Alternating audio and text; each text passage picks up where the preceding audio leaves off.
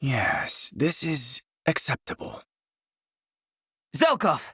Training bout, now! Must you insist on startling me so? Did I catch you off guard? Come now, you are better than that. Our work for Princess Ivy demands unflappable metal. Your will must be steel. So, training bout. Face me. Apologies, but I am presently preoccupied. What is it this time? Watching birds? Sculpting clay? Your smirk tells me it must be some silly new obsession. I am painting, and I require silence to focus, if you would be so kind. I knew it would be painting someday. Set it aside for now. Single combat awaits. This pursuit is important to me. Please find another training partner. Is this art of yours more important to you than our friendship, Zelkov? You are my only colleague.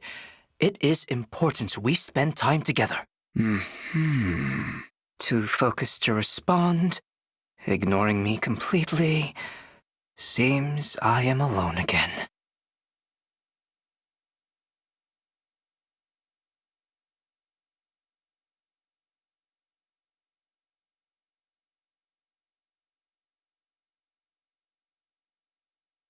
Zelkov, our time is at hand. Prepare yourself! Again, I am afraid I must decline. I tire of hearing that. It is not your right to deny me this way. Face me in mock battle now. Or I will fight your artwork in your place. What? You always have time for some trivial obsession. Never for your friend. How are we supposed to bond? Calm yourself. I hear your concerns, but destroying my art will not make this better. It would only ensure I not speak to you again. Put down your weapon, Kagetsu. What about this is amusing to you? This tense mood. Do you feel it? It is as if we are rivals, destined for conflict. At last, you are taking me seriously. If you will not face me as my friend, then at least you will do so as my opponent. Enough. What? Standing down already? Does your art mean so little to you after all? I have seen your eyes. You lack the conviction of a killer. You are a child seeking attention. Child? How dare you? Leave me. This is a genuine warning. I get no say in this at all, do I?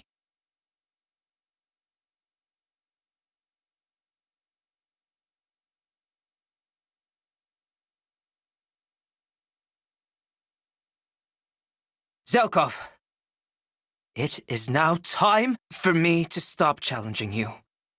It does not matter anymore. You seem less than pleased about it. I know that you dislike me. Dislike you? What makes you say so? Come on. It is clear you and Princess Ivy both care little for me. It makes me sad. I wanted to be friends. Friends? You are a fool. I had meant to wait until Princess Ivy was present to reveal this, but here is what I have been painting. What is this? My completed work. The three of us. You, Princess Ivy, and myself. You included me. Why? Princess Ivy intended this as a gift for you. To celebrate. Celebrate what? The day she and I met you. Have you forgotten? Today is the anniversary of that day. Oh. You came to Elugia Castle in search of challenging duels. Your search for stronger opponents led you all the way from your homeland to us. I defeated every foe the castle could muster for me. Until you. That was my first ever defeat. I was crushed. But King Hyacinth was delighted by your skill. He pressed you into Princess Ivy's service. You and Princess Ivy had such looks on your faces. You were both so displeased and so angry. You had just cut your way through every castle guard for reasons we could only guess at. Yes, it must have looked bad to you. I am sorry for that. I was indeed rather angry at the time, but all is forgiven now. Princess Ivy has forgiven you as well. That is why she now celebrates the day we met. You are important to her. Zelkov. Thank you. Are you crying? No matter. I was about to go find Princess Ivy. Perhaps you would accompany me? I will wait here. I don't want her to see me this way. Do not concern yourself about that. Princess Ivy might actually approve of seeing this side of you. Do you think so? Are you both so truly accepting of me? Come, Kagetsu. My heart bursts with love for you and Princess Ivy. My exploded heart will love you forever.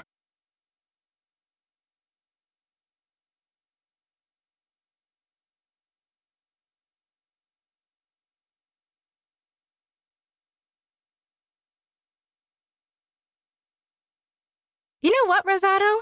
You're quite cute. I've always thought so. Oh, I'm so flattered. Thank you. The fact that you're so consistently adorable, well, I admire that.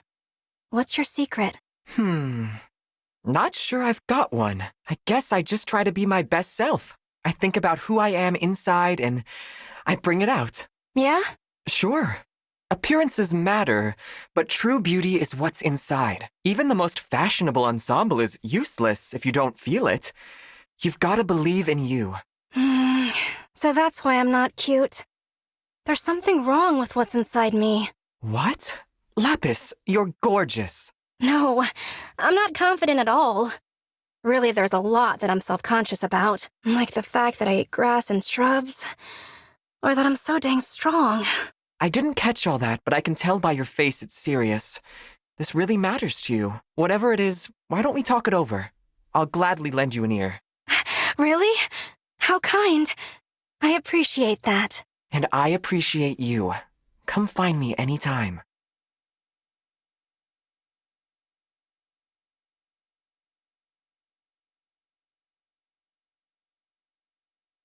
Hey, Rosado. Can I ask you something? It's about what we discussed the other day. Sure. You said the secret to cuteness is confidence. Well, how did you find your confidence? I don't know. I think it must have come from how I was raised. I see. I was born in a village near the Lake of Mystery. Some people call it the Village of the Fair Folk. It's a place of wonder, beauty beyond the silly expectations that come with stuff like gender. Wow, I've never heard of such a place. Everyone accepts everyone there. However you see and present yourself, you're beautiful. That was my normal growing up. It was a big shock when I left, seeing how different I was, but I realized I love being different. And I want everyone to know being different is amazing. You're saying being different is good? Not just good. Amazing! Your differences are what make you unique. What make you... you. In a way, being apart from my home village has made me even more confident in who I am. Huh. So your uniqueness became a source of confidence. I like that. Me too. And if it helps you at all, that makes me even happier. Thanks. Everything you've said has resonated with me. Let's chat again soon, all right? Of course. Anytime.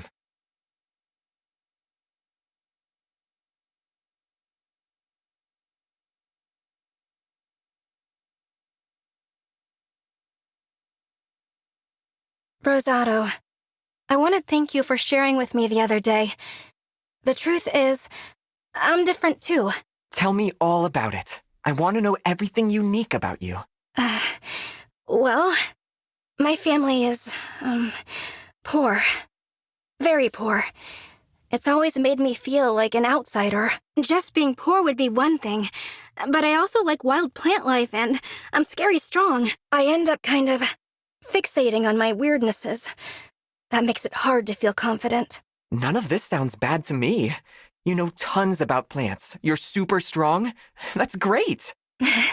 When you put it that way, they almost do sound like positives, but... Still hard to talk about sometimes, though, isn't it? Yeah. If it'll help, I'll give you an embarrassing truth of my own. I've always admired you, Lapis. Wait a second. You admired me? Yup. Even from the time we were enemies back at the Grand Crossing, you were swinging that huge sword around. You were so powerful, so stylish. I remember thinking how jealous I was. How I could never do something like that. Really? Really. How did you get so strong anyway? Is it all from your training? No. It's because I fought off a lot of bears back in my hometown. Bears? Well, I guess we can say your strength goes all the way back to where you came from. Yeah. Yeah. I guess you're right. Thank you, Rosado.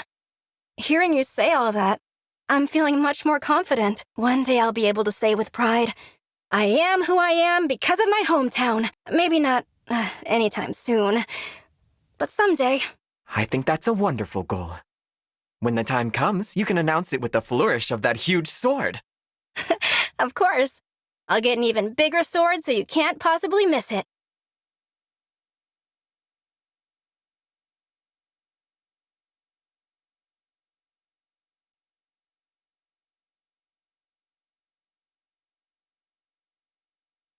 Ah, Mauvier, do you have a moment? I'd like your help with an experiment. Sir Lindon, of course. I will help however I can. I need you to take this ear of corn and throw it up into the air. What sort of experiment is this? I'm going to blast the corn with Thunder and make it explode. By my calculations, this will cause its kernels to pop evenly, making for an immaculate snack. This seems ill thought out. Well, you know what they say. No risk, no reward. No snack time. I suppose the most likely risk is that you might pop instead, and not evenly at that. Then I must decline. What? Oh, come now. Haven't you learned that you should always help your elders? Have you not learned to never cast Thunder near other people outside of battle? You argue like an elder yourself. I am more than happy to help with any and all experiments. However, I will not risk my life for corn. My apologies, Sir Lindon. Oh, very well. I suppose snack time is postponed. For now.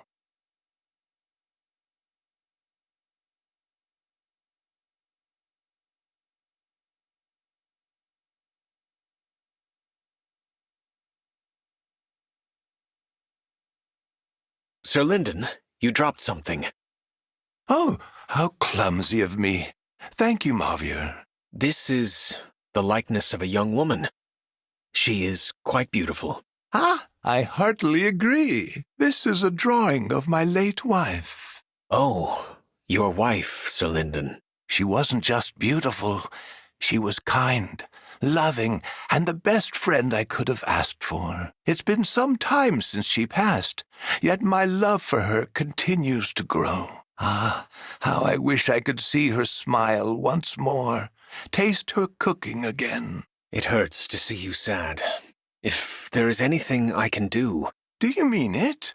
Oh, what a wonderful offer.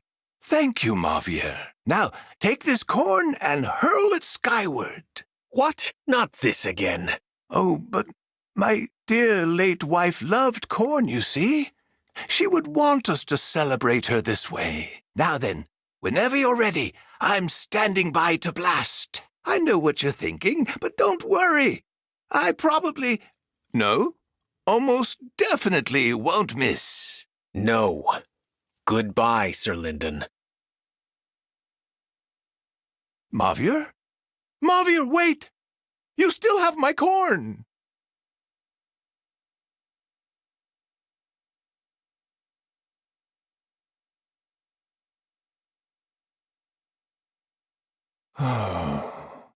Sir Lindon, is all well? Is that your wife's picture? You've caught me in a vulnerable moment. How embarrassing. A man my age should know when to let go of the past. Quite unbecoming of me. There is nothing at all embarrassing about having a deep love for your spouse. Ah, you're right, of course. We raised 3 children, you know. They're all grown now, living their lives. They have their own homes, their own families. It's become difficult to gather all of us together. The further we grow apart, the brighter my memories seem to shine. More and more, I find myself looking backward rather than forward. I'm not sure how to change that, or if I should. Having memories you enjoy looking back on is proof of a life well lived. My own life knows more regrets than happiness. Ah, but you are now free to carve out a new life. One more fulfilling than my own, perhaps. Thank you for the kind words, Sir Lindon. Think nothing of it. Now, do you find yourself in the mood for experimental snacking science? I should have known. You speak of regrets? Never tasting L Thunder popcorn would be most regrettable indeed. It is my understanding that I have a fulfilling life ahead. So be true with your aim. Huzzah! Let the experiment begin!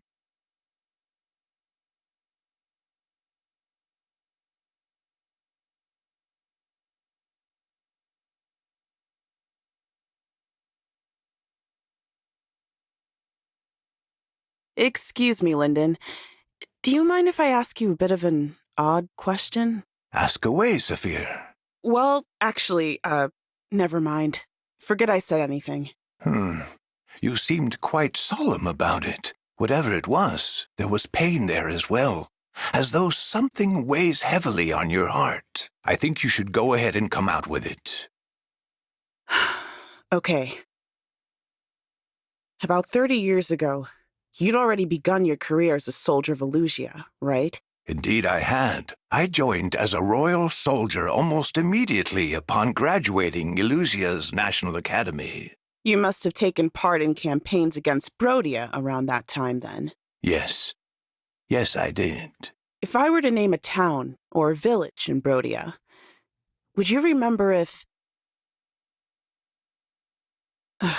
No, this is inappropriate. I shouldn't be asking. Saphir, I'm sorry to bother you. I hope I didn't offend. Well now, this bears some looking into.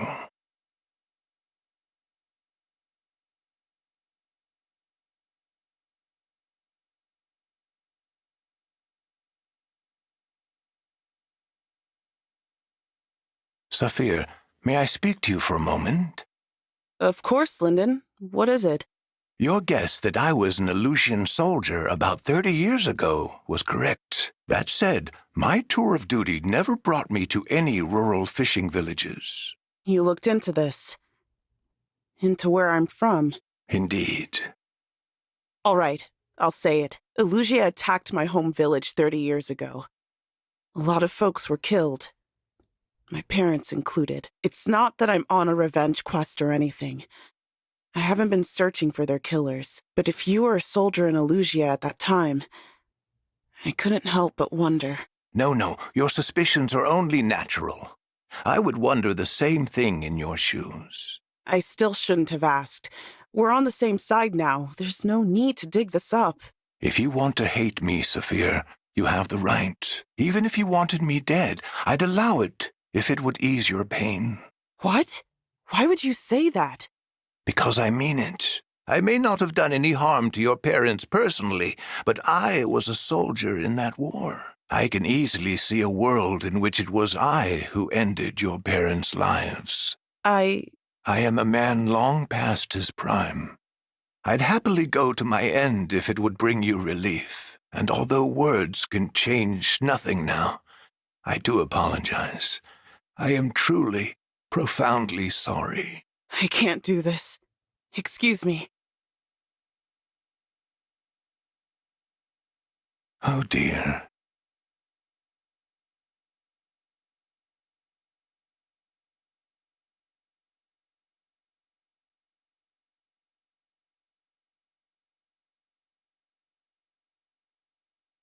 Now that is how you fillet a fish.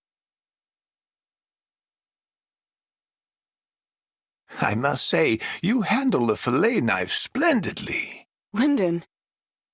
It's quite something to see such a large fish gutted and cleaned in a matter of moments. No, not really. Any kid growing up near the water can do the same by about 7. I see. Saphir, about our last conversation. Anyway, you've got perfect timing. I was just about to sear this fish. Want to lend me your magic touch? Come on, do the honors. I would be glad to, but Our earlier conversations weighing on you. I'm afraid so. I cannot deny that I took part in the war that cost your parents their lives. I would understand completely if you held a grudge against me. With all due respect, Lindon, drop this before I lose my cool. I'm sorry? My problem isn't with you. It's with the war. If I held grudges against everyone involved, it'd never end. I've seen enough to understand that. I suppose, but I mean it. You're not doing me any favors taking on that burden. you're right. I see now that I was being entirely foolish. Not entirely. You've shown you care. That means something. Now, are you going to sear this fish for me or what? We've got hungry folks waiting. Then there's no time to waste. No more apologies. I've got bigger fish to fry.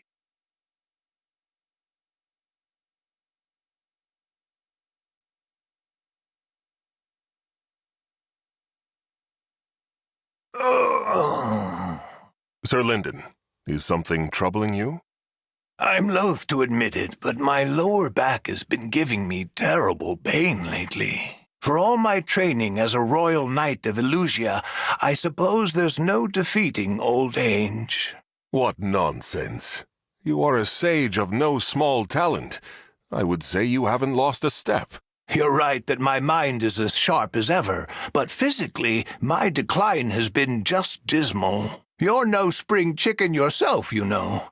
Can you really say you're as fit as ever? I will not pretend that I still have the stamina nor the reflexes of my prime. But what I have lost in that regard, I have been rewarded in experience. Nothing is gained moaning about your age. Do what you can with the body you have. Very astute.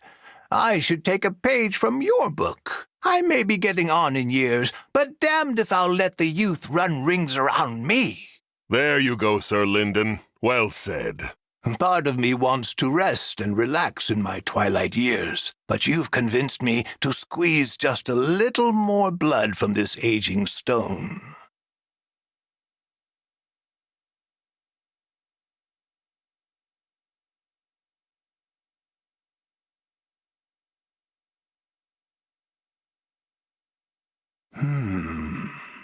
Problems, Sir Lindon? I found a very intriguing tome. With what's in here, I may be able to develop a whole new type of magic. That does sound interesting. What sort of magic? You won't believe this, but it's a spell to restore one's youth. Surely such a spell could not actually exist. Could it? It's still theoretical for now. I can't promise I'll get results, even if I work out the particulars. But if I succeed, we could fight just as ably as our young comrades. I'm no slouch even as I am, but if I had my youth back, I'd be a terror on the battlefield. And never mind the war.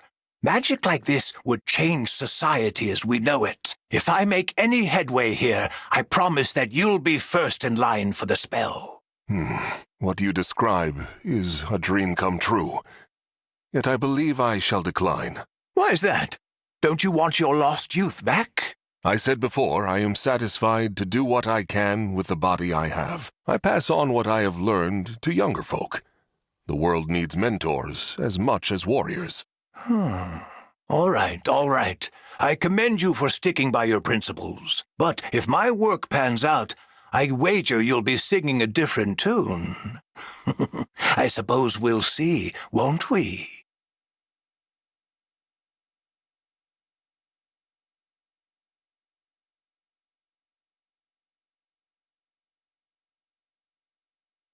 Sir Lindon, how has your work on rejuvenation magic gone since last we spoke? The experiment failed dismally. I chalk it up to an error in the tome that first piqued my interest. A spell to restore lost youth sounded too good to be true. And so it was. I see. How unfortunate. Honestly, I found myself a little relieved. Why is that? I have been rewarded in experience.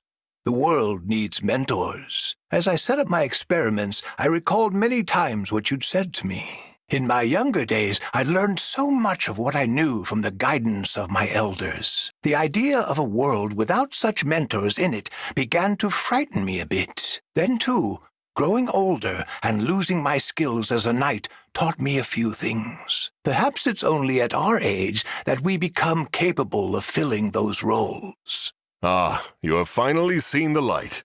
A shame there was no one to drill such sense into the scribe of that failed spell tome. The error was quite shocking when I realized. Still, I reaped a bit of an unintended benefit. Oh? Do tell. Do you notice anything looking at me? You do seem a tad more sprightly than when we last crossed paths. Very perceptive. In the course of my work, I did discover a minor ritual that helped ease my back pain. Thanks to that, I feel fit as a fiddle. Is this true? Do I detect a hint of interest? Has a certain someone's back been bothering him? I was reluctant to admit it, but yes, you have the right of it. Well then, stay very still, Vander, and I'll prepare the ritual for you as well. After all, mentoring the younger generations will be easier if you're in shape for it. Leave it to an Elusian sage to find success even in failure. You flatter me, sir. Now, let's show those fresh-faced soldiers what a few old fogies can do.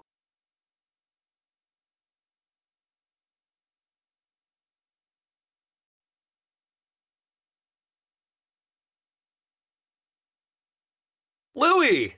Are you peeping again? Pardon me, Pandreo, but I would never do anything so gauche as peeping. I prefer to think of it as observing from afar. Oh, well, excuse me. That's nothing at all like peeping. Whatever, bud. If you get bored of not peeping, you're welcome to party hardy with me. Party hardy? Yep. You and me can let our hair down and do some good old-fashioned male bonding. Male bonding. I've wondered lately if that may be something worth observing firsthand. Well, what do you know? Serendipity. Quite so, Pandreo.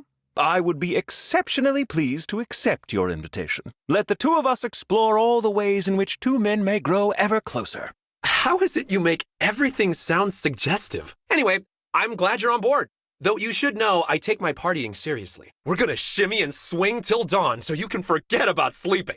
I shall match you measure for measure, Pandreo.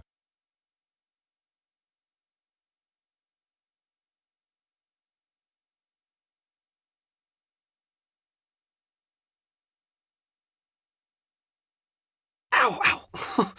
Ooh, that's smart. We may have partied hardy a bit too much last night, wouldn't you say? Yeah, I tell you, after so much carousing, I have a headache and an everything else ache. For all that, though, I enjoyed myself. It's nice to go out with the guys every so often, isn't it? I'm glad to hear you say so. That makes this full-body migraine worthwhile. I find that hard partying does give one an appetite.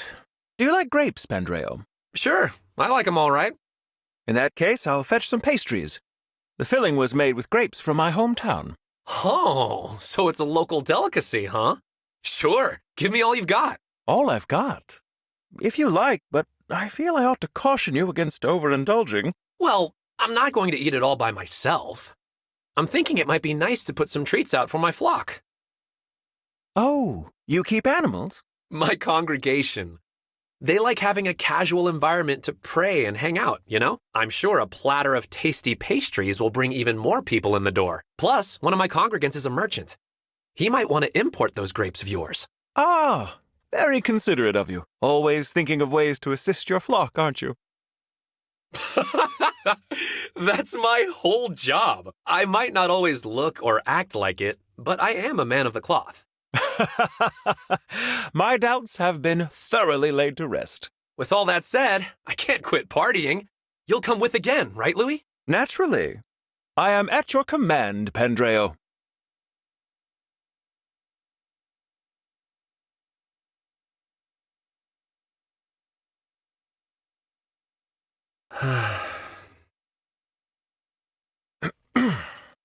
Oh, sorry, Louis. I didn't see you there. I get very focused when I'm praying. Never fear. I had hoped not to disturb you. Did you have a question? I've already told you all the good observing spots I can think of. No. There is something else on my mind today. I thought I might ask you to say a prayer for my mother.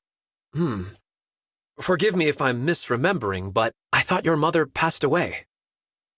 You recall correctly. I was very young then, and too devastated to do anything but take each day as it came. Though it embarrasses me to admit that it's taken so long to realize this, I don't believe I ever gave my mother a proper send-off amidst all the tumult. I see. My family were never very deeply religious, you see.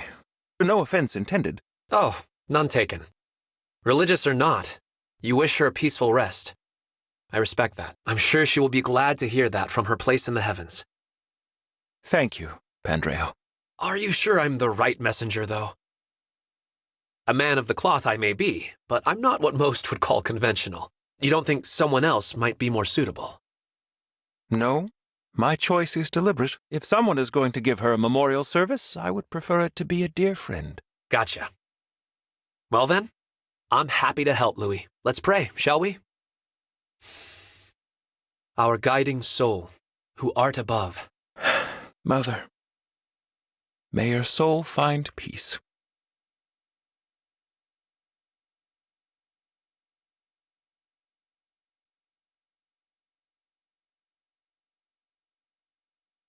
What's the matter, Louis? Can't take your eyes off me?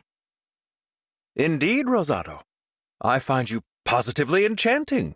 Wait, really? In every movement and speech, you are a fountain of energy. To my eye, it is sublime.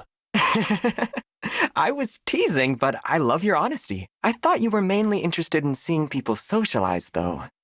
Is it the same thing to watch me without anyone else around? It's not so different. Some people display boundless reserves of energy even when alone. When you spot a puppy gambling in the road, is it a lesser sight for having no playmate? No, of course not. I rest my case. You're a fascinating guy, Louis. We never talked much before, but now I really want to get to know you. And I you, Rosado. To that end, why don't you join me for tea? I could serve it in a very charming tea set. Amazing. Let's go.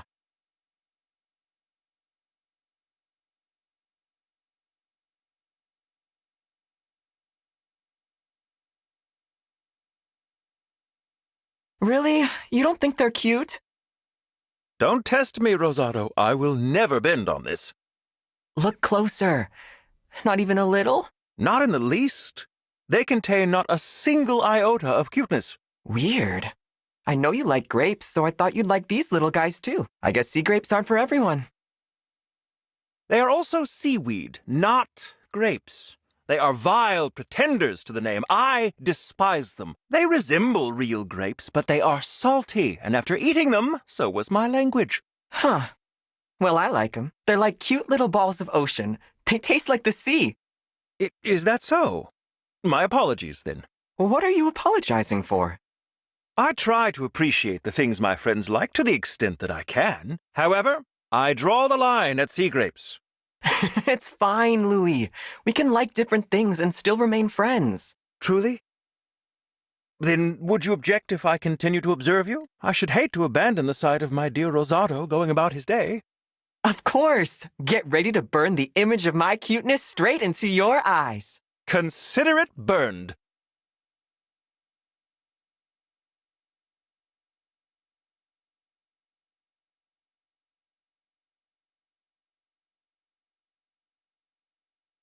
Hey, Louis, hold still a sec, okay? Paper and ink. Are you drawing a picture? As I recall, you have a knack for drawing landscapes with both speed and skill. Yup, my not-so-hidden talent. But what is your subject here? The scenery around us is somewhat drab. You silly. I'm gonna draw you. I want a picture of you and me together. I'll add myself later. But wouldn't a simple self-portrait be much more attractive on balance? I should think so. Maybe, but that's not what I'm going for. My own cuteness isn't important for this one. I beg your pardon? I want a picture with you, Louis. I want a way to remember my friend when he's not around. Why, Rosado, how sweet of you! I try. Would you mind if I wore a mask? A mask? Just because it's not all about looks doesn't mean I don't want to draw your face. It was only a suggestion. Keep your suggestions to yourself. Everyone else blushes and does what I say. Why are you the difficult one? Forgive me, I'm happy to be part of your art, of course, but it's also a bit embarrassing. I'm not, cute. Let me stop you there. You're absolutely cute, especially when you're embarrassed. This is just a little memento for us to look back on, that's all. If you don't want it, that's fine. But picture me, years from now, an old man, desperate to remember my dear friend Louis. Very well. For the sake of my friend and his passion, I shall accept my fate. Thank you. Okay, hold still a minute. This won't take long. Someday we'll want to look back on this moment. Now we'll have the perfect visual aid. If I must endure this to commemorate our friendship, then I shall do so gladly.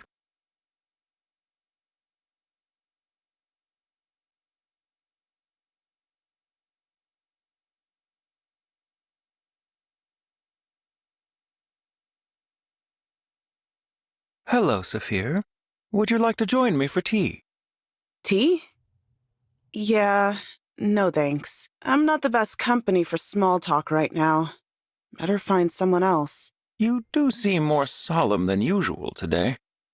You noticed that, and invited me anyway. Why? Well, tea can be quite soothing, you know. Or maybe you're just nosy. Still, thanks. For noticing, I mean. What is on your mind exactly? Nothing important. I didn't get a lot of sleep last night. Bad dream. How dreadful. Feels ridiculous saying it out loud. I'm not a kid anymore. Shouldn't be bothered by nightmares. Not so. Even the strongest among us can be greatly troubled by them. Maybe you're right. Are you sure you wouldn't like me to put on some nice warm tea? It may not drive away your nightmares, but it could ease your mind somewhat. When you put it like that, I guess I may as well accept your invitation. As I hoped you would.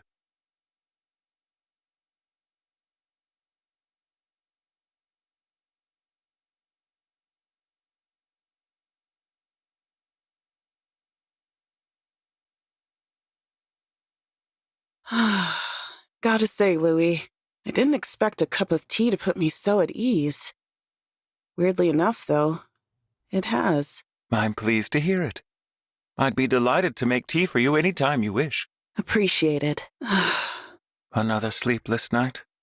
Yeah, I've got this recurring nightmare, reliving the time my parents and best friend were killed in front of me. Soldiers from Elugia attacked the fishing village I grew up in. I was just a kid. It happened decades ago, but I can still see it like it was yesterday. I hoped it would fade as I got older, or get easier to deal with as I got stronger. Neither has panned out.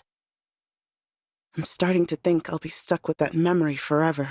This cannot be easy for you.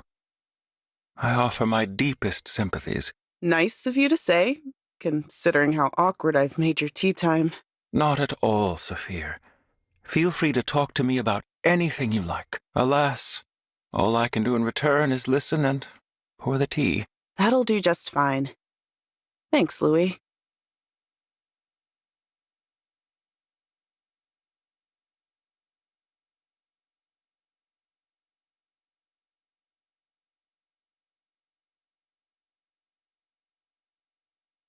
Oh, wow. This tea takes me back. Something about the taste, the smell. It's so familiar. That is because I looked into what sorts of teas are popular around your hometown. That explains it. But why go to the trouble? It's not like this tea is anything special compared to what you can get in Firene. You carry with you painful memories that never fade. though you dearly wish they would. I have seen you struggle with these memories time and time again. Now, I cannot banish them for you. I haven't that sort of power. I suspect that no one does. But lately, I had a thought. Painful memories are not the only ones that can be tenacious. I see what you're getting at. And you might be onto something. As soon as I tasted this tea, so many memories came rushing back. A field my friend and I raced through. The trees we sat under to talk and trade dreams. My father sailing off to fish. My mother's face while cooking dinner. 3 of us at the table. Happy times.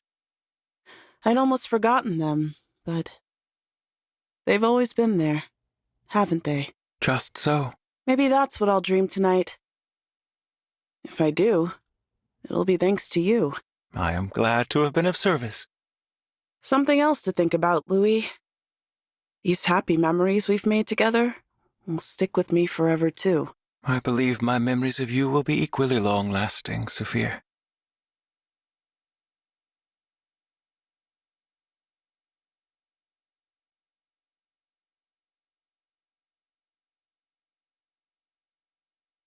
Ah, Yunaka! You're just in time. I am? That never happens. Wait, what am I in time for? Would you care to join me for tea? I greatly prefer to have company with my tea than to drink alone. Oh, that sounds like fun. Sure, I'd love to. Splendid. Here you are, then, freshly brewed. Don't mind if I do. Ah, wondiferous. This might be the best tea I've ever had. You're great at this. Oh, you're too kind. I have ample access to high-quality leaves thanks to the sterling tea field near my home. I started brewing tea for my family at a young age. I've had plenty of time to master the art. That's amazing. Your family's got it made, getting to drink tea this good all the time. Possibly. And your own family, are they in good health? Oh, my family? Well, you see, they're mostly... How should I put it? They're just... Yeah... Ah, I withdraw the question. I'm curious, Yunaka. Have you ever tried sugared grapes in your tea? Grapes? In tea? Sounds weird. Is it good? I shall prepare some for you. I hope you enjoy it. It's my hometown speciality. How exciting! Thank you, Louis. Oh, think nothing of it. I prefer to take my tea with smiles whenever I can.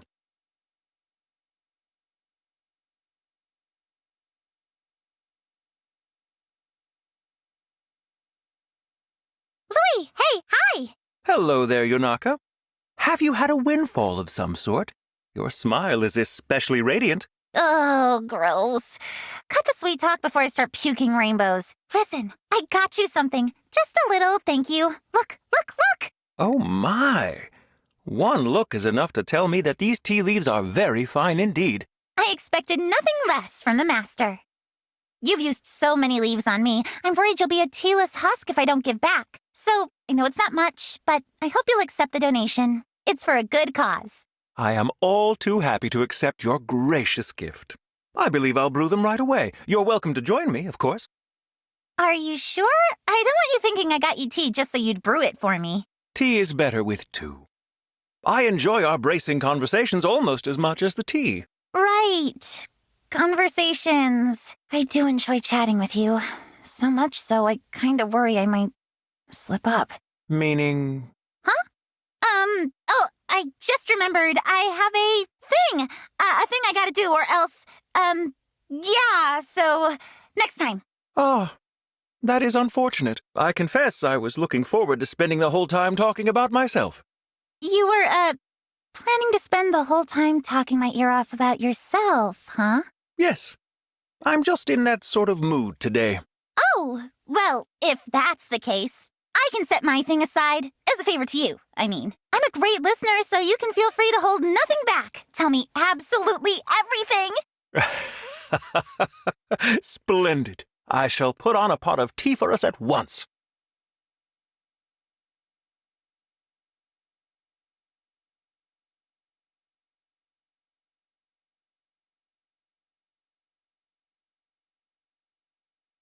No way! You're yanking my daggers. That can't be a true story. It can be, and it is. During my knighthood examination before the Firenese royal family, I treated everyone to tea. I showed promise as a tea connoisseur, which factored directly into my gaining the position. I know you're great at it, but how is brewing tea even relevant to the test? In their search for a retainer, it seems they prize domestic skills and martial prowess. Lucky for you, you're the best. You had the competition tripping over their saucers, surely. Why, thank you. Honestly, Louis, I could listen to your stories all day long. They're that good. But I feel a little bad you're always going out of your way on my account. How do you mean?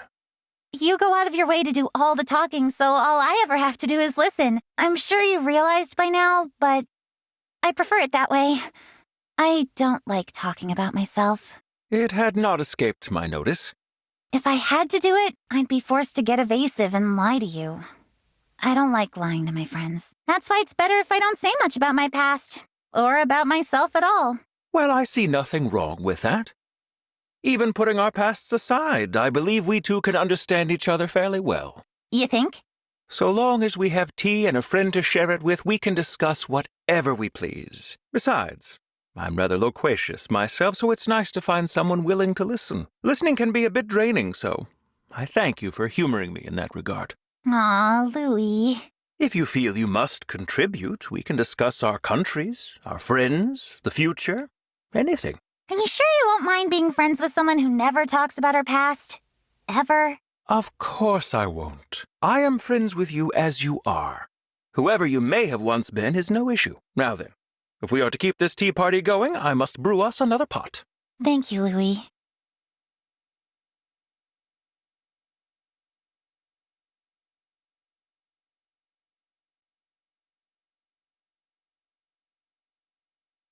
Why are you staring at me? Greetings, Zelkov. I asked you a question. I meant nothing by it, I assure you. But if you have the time, might I invite you to join me for a cup of tea? This invitation makes little sense to me. You and I are not exactly close. It is because we aren't close that I invited you. I should like to get to know you better. Dispense with the pretense, please. What is it you want? My dear Zelkov, I have no ulterior motive here. I merely thought we could bond over tea. Regrettably, then, I must decline. What a shame. I suppose I'll have to put away my specially made soothing tea. I do not understand you. Well, it's plain to see that you don't sleep much. I fail to see your interest in the matter. It doesn't impact me directly at all, but as your friend, I am concerned. This is going nowhere. Whatever your intentions might be, stay out of my affairs. My dear Zelkov, you'll find it will take more to dissuade me than that.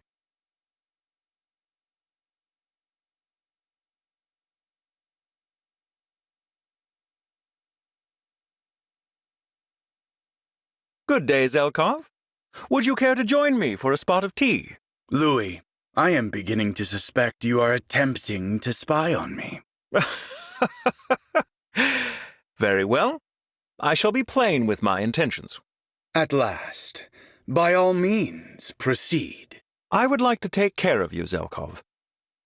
Excuse me? You see, I am the eldest of 4 brothers. My mother died early on, so I had a tumultuous upbringing in a house solely of men. With my father providing for the family, it fell to me to look after my brothers.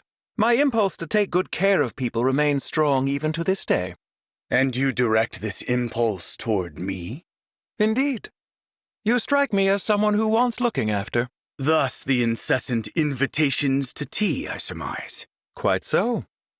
In a way, I feel as though you could be one of my younger brothers. Ridiculous. I am older than you know. That matters little to me. I suppose it matters little to me as well, so long as you have no ulterior motive. I do understand the yearning an older brother feels to care for a younger one. Ah. Do you have siblings as well? Perhaps I do. In any case, your efforts are wasted. I have no desire to be cared for. I suspected you'd say that. Please forgive me for running roughshod over your own feelings on the matter. In lieu of an apology, I will accept a relaxing cup of tea. You possess leaves which help to impart a restful sleep, if I recall. Wait right here, Zelkov. I shall prepare it at once.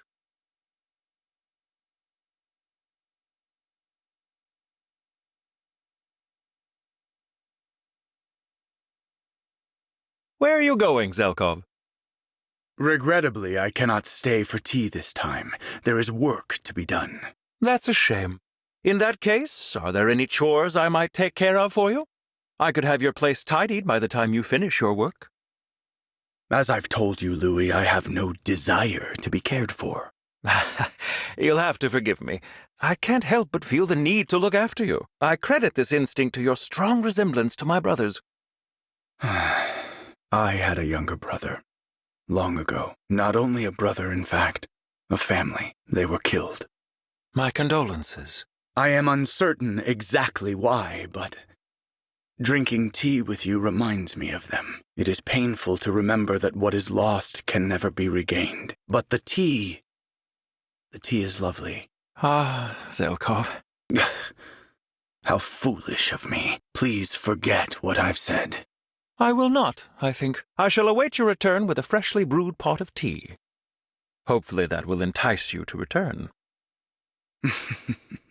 You are a strange one. But if you insist on waiting around for me, then the least I can do is enjoy the tea. I'll hold you to that.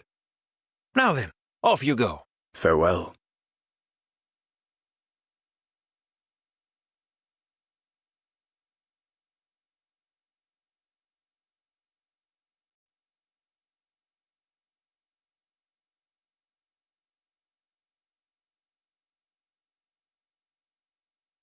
Hello. Do you have a moment to speak? No. You must be Madeline. Yes, that's right. And you are Mauvier. Yes. Did you need something? Pardon me. I only wanted to say hello and formally introduce myself. Being from a different world, I'm sure I have much to learn about yours. But I'm pleased to make your acquaintance, and I look forward to fighting for victory together. Your warm greeting is noted. In fact, I was hoping you and I would have a chance to speak. Thank you for coming to me. Oh, no thanks needed. It's custom for a junior knight to greet her betters. Betters? I saw how you fought in the last battle, cleaving through enemy ranks with ease. It's clear to me you are a brave, capable knight. Well done, Madeline. Oh, thank you. That's very kind. But really, there's no need for such praise. I am a knight, sworn to protect my allies. So that's how you are. Wonderful. Apologies. You doubtless have many more people to greet. I will take my leave. But wait, Mauvier... Oh, how strange it is, speaking to Mauvier again. But am I imagining things? I got this curious feeling. It felt like he was looking at me, but speaking to someone else.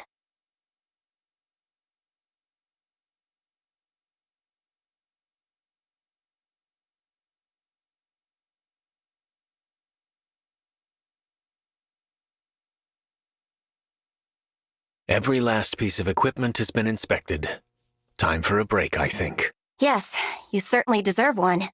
Since you organized everything beforehand, the work went rather quickly. Really, that was a tremendous help. Well done. I'm just happy to be of service. Dividing the items by size and type was a smart touch. You have a mind for logistics, and it must have been no mean feat sorting such a large stockpile. Your efforts are noted. It was nothing, really.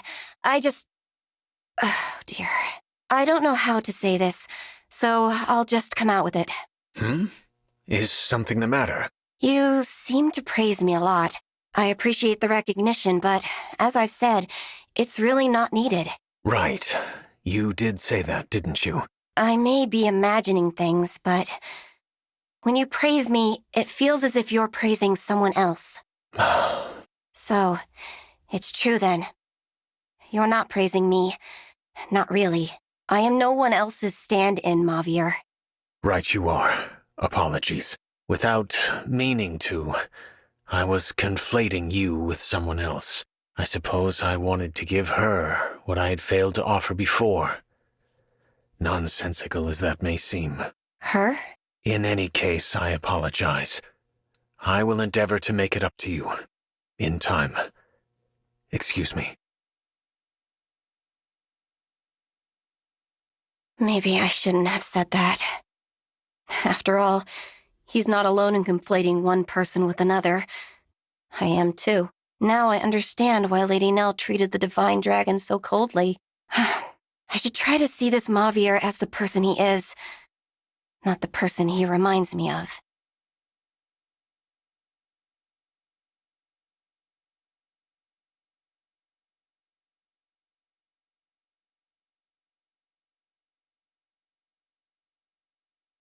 Madeline. Mauvier. Hello. I owe you an apology. I am sorry for making you uncomfortable. Nonsense. I'm the one who went too far. I had no right to criticize you for mixing me up with another person. After all, I was doing the same thing to you. You were? I... Apologies. I will say my piece first. That seems proper. I had not intended to tell you this, but it seems I must. The you of this world is dead. What? The person I conflated you with. Her name was Marnie. I fought by her side many times. She was a frank person who delighted in praise, and I failed to protect her. I watched her die. That's also what happened to you. I mean, the Mauvier from my world. I failed to protect him, and he died. I guess you could say we lost each other. Yes. Still, I know you are not Marnie. I will not come to you for her forgiveness. And I will not give you the apology I owe my Mauvier, nor will I cry and cling to you and voice the feelings I'd meant to express to him. I'm just glad to see you're alive and well in this world, even if I'm not. I feel the same. It brings me comfort to know there is a world in which you survived. I wish you the greatest happiness. Thank you, Mauvier. I promise, I will never again conflate you and Marnie. You have my word. Standing before me, I see none other than the brave knight Madeline. The words of praise I give you are yours, and no one else's. I appreciate that. In truth, though, I do not praise people often. You may not hear much of it. All the better. I don't need praise. Then again, earning yours might be an enticing challenge. I'll be sure to train enough that I do. Very well. I am glad that we see each other as we are. Now we can truly become friends. Here's to dominating the battlefield together. Yes, Mauvier. I'm going to make you proud.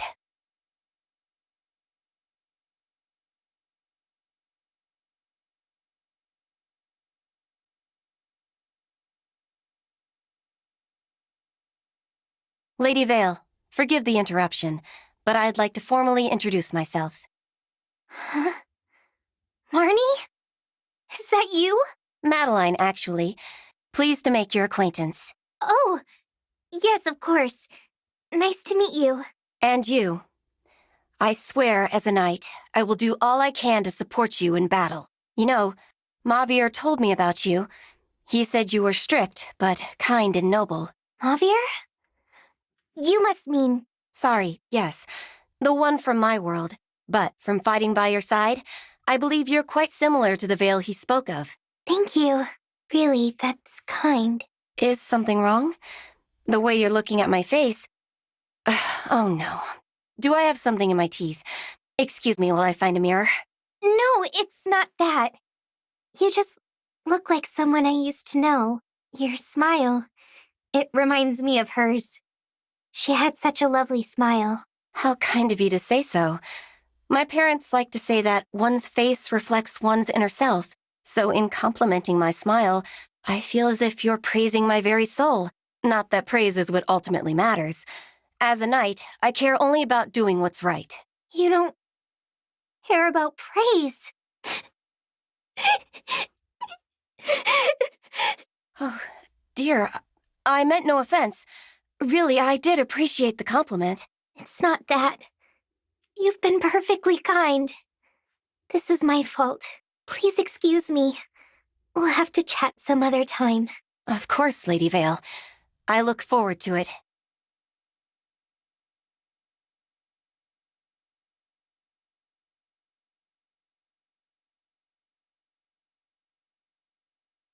Madeline, I'm sorry for getting so emotional the last time we spoke. No need to apologize, Lady Veyle. I just hope that you're all right. I am. But I want to talk to you about something. Certainly.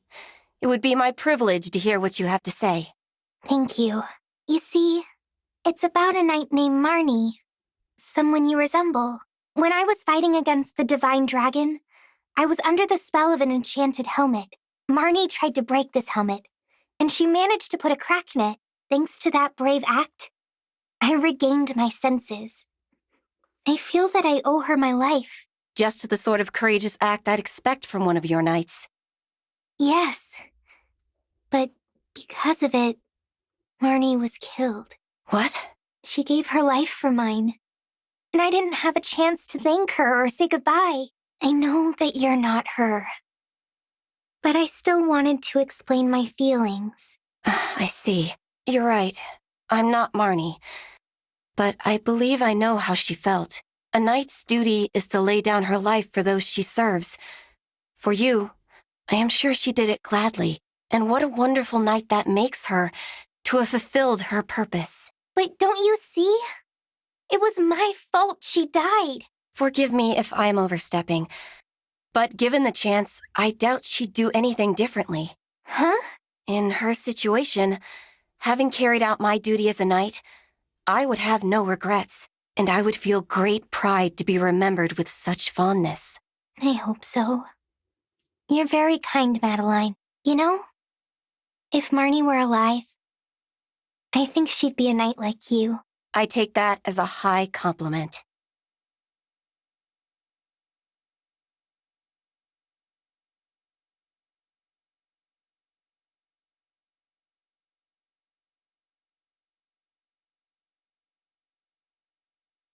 Lady Veyle, I'd like to thank you for sharing Marnie's story with me. It was no trouble at all. Thank you for hearing it. I can't imagine how it felt to endure losing such a brave and loyal knight, and to continue fighting with that pain in your heart. You must be quite strong indeed. Please know that this isn't idle flattery. I just think you've done so well. You think I've... what? Apologies. I just felt that you deserved praise for standing tall after that tragic loss. I am speaking well above my station, I know. But it needed saying.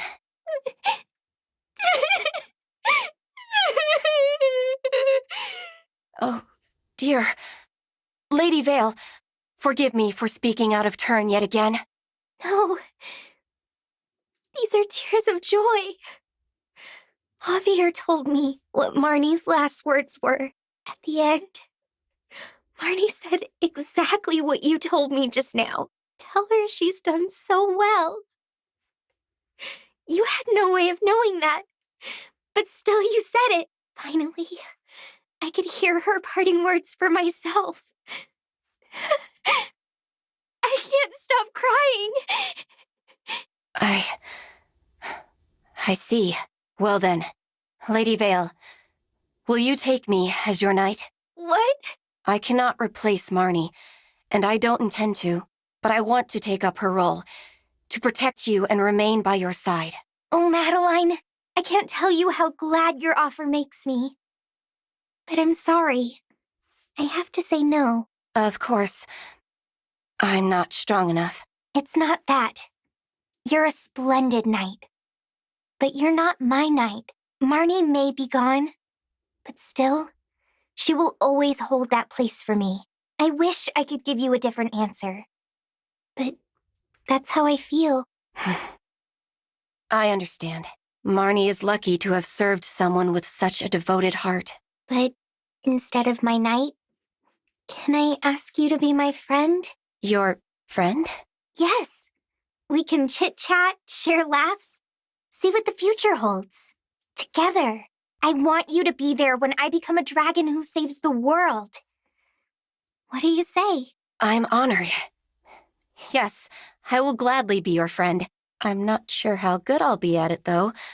I haven't had much practice. To start, you can be a little less formal. If you have questions for me, please go ahead and ask. Otherwise, it's as simple as being there when we need each other. How does that sound? Perfect. It sounds simply perfect.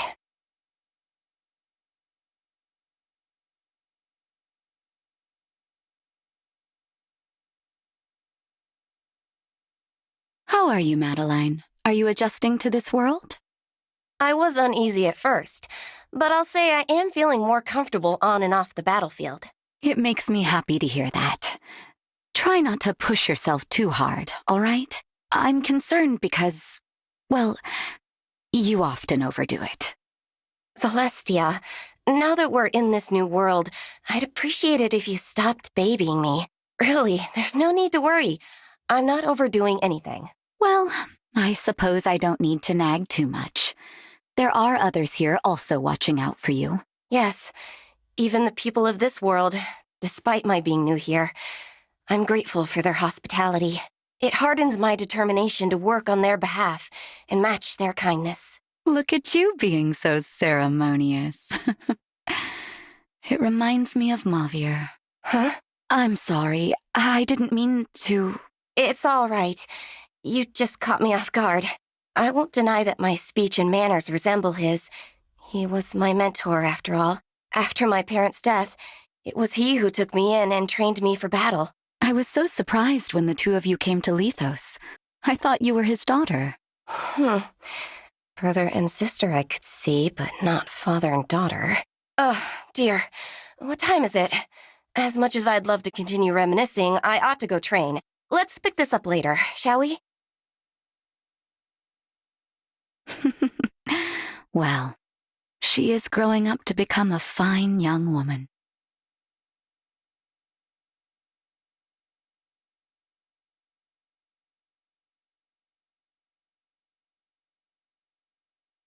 I was hoping we could reminisce, Madeline.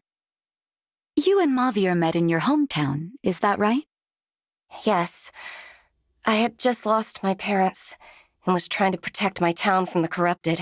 One day, a huge horde, the biggest I'd ever seen, descended on the town. They surrounded us. There were fires, people dying in the streets. I thought I was doomed. Then, out of nowhere, a knight appeared. And that was Mauvier. Since he bore the armor and banner of the Fell Dragon's forces, I thought him an enemy, but he cut down all the corrupted around me, every last one. And when I looked into his eyes, I knew with certainty that he was on my side. And so you were saved. Then you traveled together to where I was. You lost your parents, your hometown. I was worried by how depressed you were back then. Yes, it's embarrassing to think on now. Even my memory of going to Lithos is fuzzy. If not for dear Mauvier, I would have surely died en route. He saved my life many times. But you carried on. You're so strong now. It's like you're a different person. I have my mentors to thank. Mauvier most of all. He taught me many skills. Having taken me in, he must have felt a duty to teach me. We trained together often, and I can't even count how many times he protected me from danger. Like at the temple. I know. I only wish I could repay him for all the ways he helped me. You realize you gave Mauvier something too.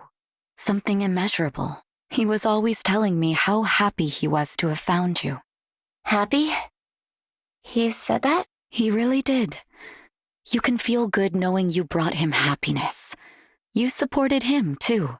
He watched you grow and learn with the proud, loving eyes of a father. Oh. It seems we've circled back to the father-daughter talk. Still, I'm honored by his words. Thank you for sharing them with me. I believe Mauvier is still watching over you, even now. In that case, I'll have to redouble my efforts to become a knight worthy of his respect. I'm going to go train. But let's talk about you next time, all right?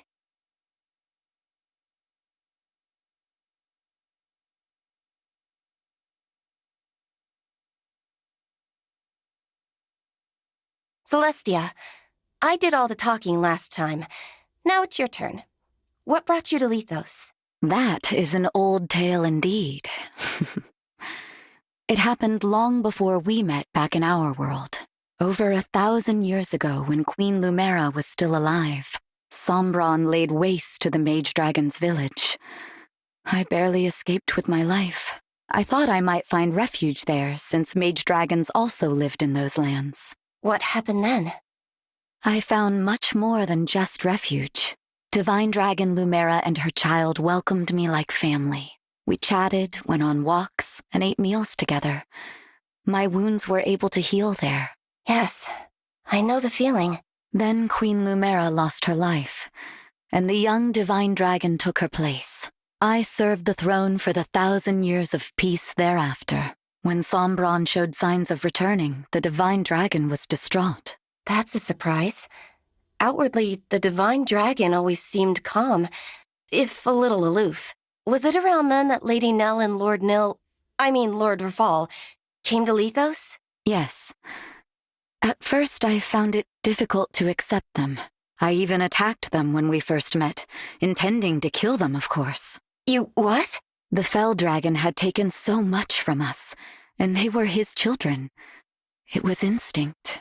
But the Divine Dragon accepted them with a smile and said to me, "Please support these two going forward, no matter what happens." No matter what happens. Foreboding, isn't it? It was as if the Divine Dragon knew something I didn't. Perhaps the fact that Lord Nil was lying about who he was. We may never know for sure. No, sadly not. After that, the Four Winds came along and, well, you know the rest. So, did you like my story? Very much. It was fascinating. I'm glad to finally know your history. I see that Lethos was a place of healing and growth for you, as it was for me. And we're going to continue growing here. Since we both arrived at the same time, we can walk this path together. Absolutely. Let us face each battle, each challenge, without fear. And then, when this war is over, we can once again reminisce together. I can't wait. It's a promise we will revisit when there is peace again.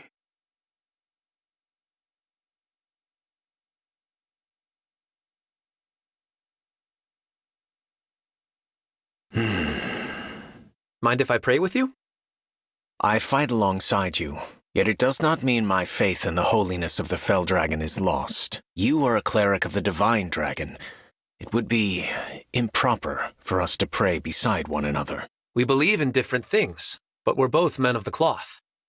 Why sweat the details? The details are what bind us to our faith. It is unconscionable that you would consider your vows to be nothing more than details. Tell me something. What were you praying for just now? We live in an unhealthy world.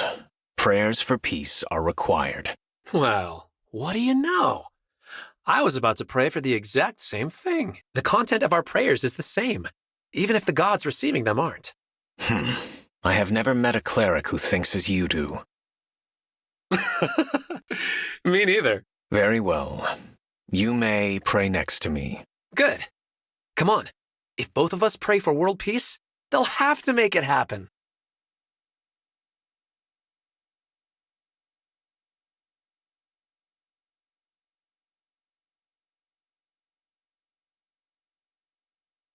Hey, Mauvier. It's been a while. Want to grab a bite somewhere? No, thank you. Oh, okay. Got other plans? No. Well, then come on. You need to eat, don't you? We can talk about things. I have better ways to spend my day than further discussion of our religious beliefs. What if we discussed our hobbies or childhood stories? The stuff normal people talk about. You would waste time speaking of trivialities when there is suffering in the world. Last I checked, clerics are allowed to take a break every now and then. And while we rest, suffering continues. I must remain dedicated to my cause. Uh-huh. How about, just for a lark, you mix things up today? Do things my way. Come on. Those suffering people will still be there in an hour, I promise. Your humor lands on deaf ears, Pandreo. Still, I will share a meal with you. This one time. Huh. That was easier than I expected. I know just the place. It's gonna be great.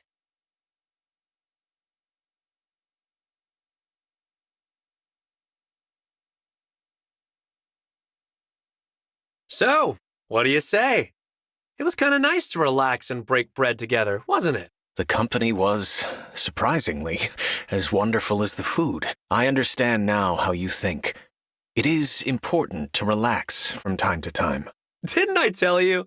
In that case, let's eat together tomorrow. I am sorry, but no. What? Why?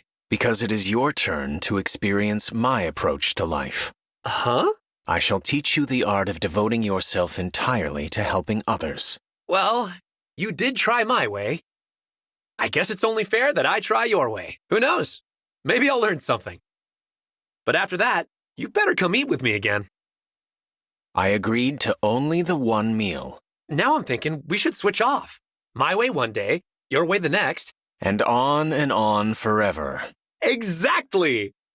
Now, let's join hands and pray again for world peace. You are persistent.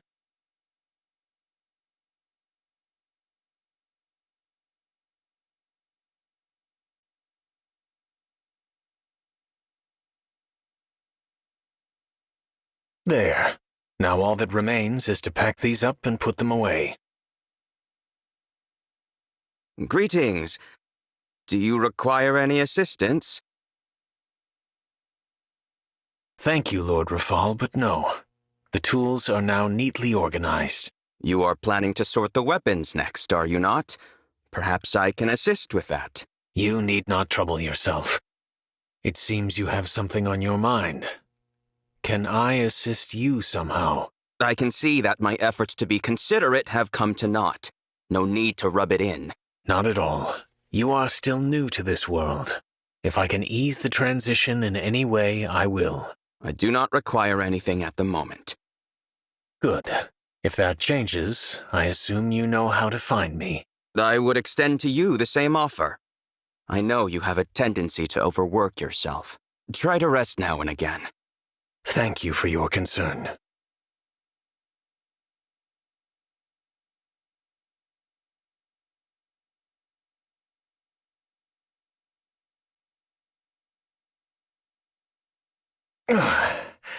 Three more trips should suffice. Hauling crates, are we? Allow me to help you. The sentiment is appreciated, Lord Rafal, but that is entirely unnecessary. Whatever you think of my appearance, I possess more than adequate strength for this task. I am aware of that. Why do you seem so eager to be of assistance to me? Are my efforts to help you a nuisance?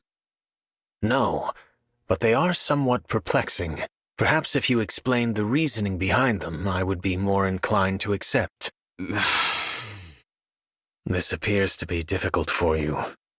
I will not force the issue. When you feel inclined to explain, I will be ready to listen. For now, I will return to my work. I should have expected he would notice. I must decide how much to tell him. It is not an easy decision, but I ought to be certain how I feel before I speak with him again.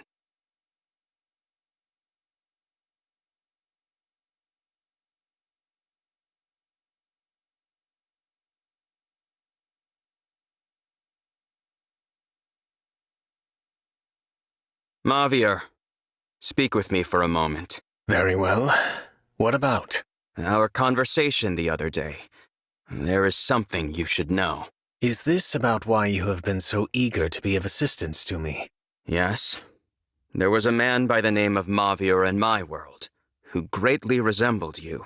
I caused that man's death. So, this is a matter of atonement. That is not what I... Perhaps you have a point. This guilt I feel is a heavy burden. I am not the person you hurt, Lord Rafal, no matter how much I may remind you of him. Regardless of your feelings, I am in no position to accept an apology or to offer forgiveness. That is true enough. To you, my account is no more than the tale of a complete stranger. Precisely. Anything I might offer you would ultimately ring hollow. You should focus your efforts elsewhere. Wise words. No amends I make to you will counteract the evil I have done at all. My paltry overtures have been nothing but a childish attempt to soothe my own ego. If it is any consolation, I understand how you feel all too well. I also have a great deal for which to atone. I hope that you are able to do so. Neither of us can alter the past. The best we can do is improve the future. If we can make the world better than it was before we damaged it, that will be a start. You set a fine example. Perhaps following it will ease my burden. If that is the case, I will be glad for it. Now, I have more crates to haul. Would you mind lending me a hand? Certainly.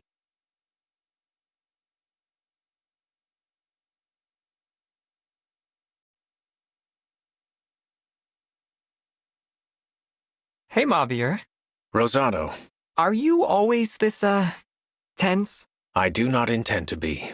Come on, relax. How can you stay grumpy looking at this cute face? Grumpy?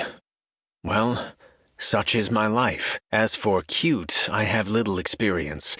Please see my reaction as uneducated rather than rude. Oh, that's it. I think I get it now. Get what? You're uninitiated. You haven't developed your cute sense. No wonder you're a bit of a grump. I can help with that. Let me teach you all about cuteness appreciation. Get you enjoying life. That is not necessary. Are you kidding? It's top priority. Not being able to feel cuteness is like... It's like not being able to taste the heat in a spicy stew. I do appreciate a spicy stew. Okay then, teach me about cuteness.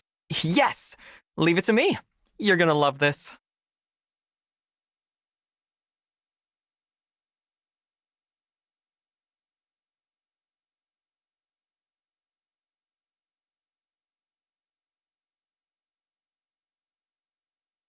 Okay, look at this accessory case. Seems kinda ordinary, right? Wrong.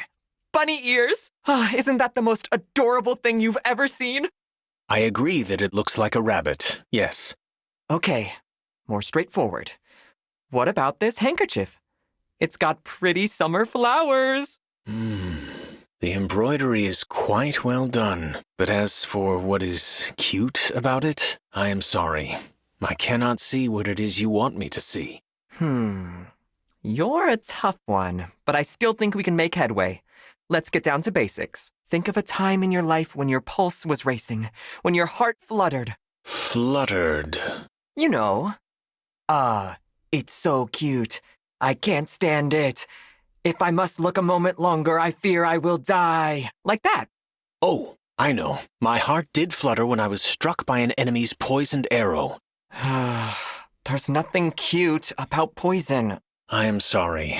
I do not think I can learn the ways of cute. As a child, my education by worshippers of the Fell Dragon was a time of great suffering. Their brainwashing did not work, yet I was left with absolutely no connection to cute. I do not believe I am capable of learning its meaning now. Mauvier, don't give up. My apologies. I must be going.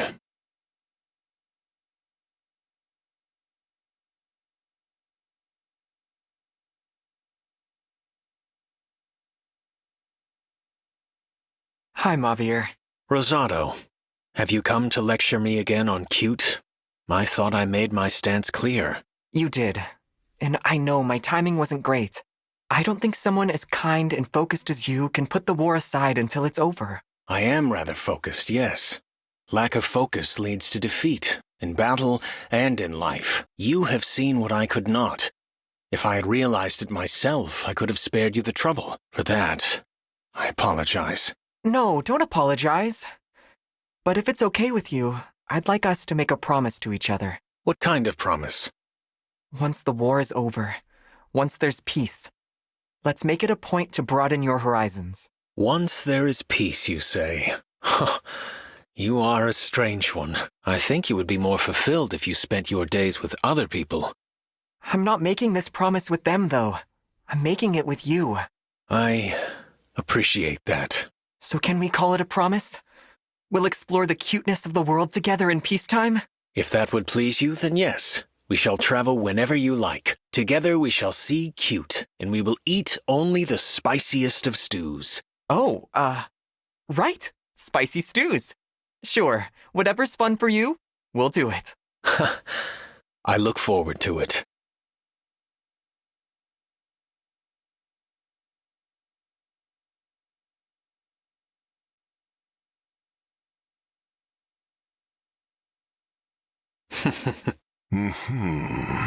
Sir Vander, you are following me.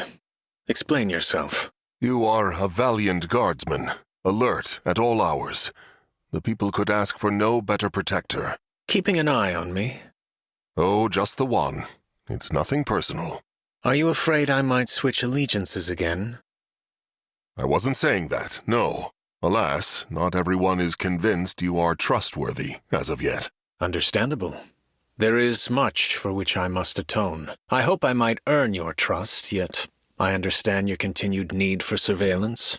It's not really surveillance, per se. I'm just watching from afar. I am working diligently, so I may be worthy of everyone's trust. Working hard is all well and good, but trust is a precious commodity. Harder to earn than lose. Trust is a precious commodity. So I am aware. Vander hates me as well. Quite understandable, given my actions towards Queen Lumera.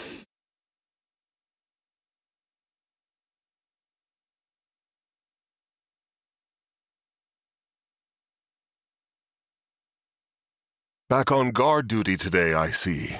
I feel more at ease when I work. Of course, I apologize that my patrol may make your continued surveillance more challenging. Indeed. You are making my life quite difficult. My apologies. I was joking. Goodness now. I'm just doing my job, watching you do yours. You do as you like. I'm not about to be prescriptive with how you handle your duties. Sir Vander, what are your thoughts, considering my past actions? Well, which particular action concerns you? I am sorry about Queen Lumera. I am especially sorry it took me so long to speak these words. What matters is that we are allies. I have no intention of dwelling on the past. Were Queen Lumera here, she'd accept you, Sir Mauvier. Therefore, I'll do so in her stead. You do not hate me for what I have done? Why would I do that? To what end? No point in going on with that attitude. I've watched you long enough now to know that you're a good person at heart. Keep in mind, your life will bring you plenty of opportunities to set things right. Sir Vander, I appreciate your concern for me, and also your advice.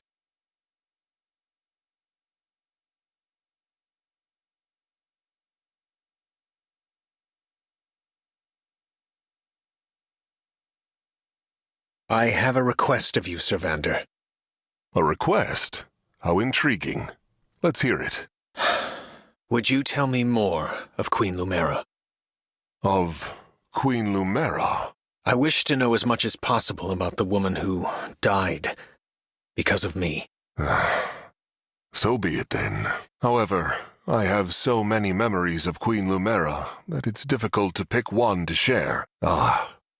Yes, that's the one. A piece of silverware, a fork, passed down the generations at Lithos Castle, was stolen. A search for the thief revealed the fork was taken by a lady-in-waiting. Before acting, I asked Queen Lumera how to deal with the thief. She said to do nothing at all. I said if the thief were not made an example of, then the guard's reputation would be tarnished. I was deeply troubled at the time. And what happened? The next morning, the fork had been returned to its proper place. I never learned why she stole the fork, or what she hoped to do with it, but Queen Lumera understood the situation, and solved it without effort or intervention. That is the sort of person Queen Lumera was. Always kind, always striving for peace. She was a truly magnificent person, loved and respected by one and all. If only I could have known then the powerful regret that I would know today. You protect people from harm. You're carrying out her will, whether you intend to or not. I am happy that you feel that way. But I cannot yet agree. How different life might have been had I met someone like you much earlier. It may be late, but we have met. And that means you're on the right path. I fear that not everyone will accept who I am. Yet I swear to earn their trust as I have earned yours. It is my duty to do so. For the Queen.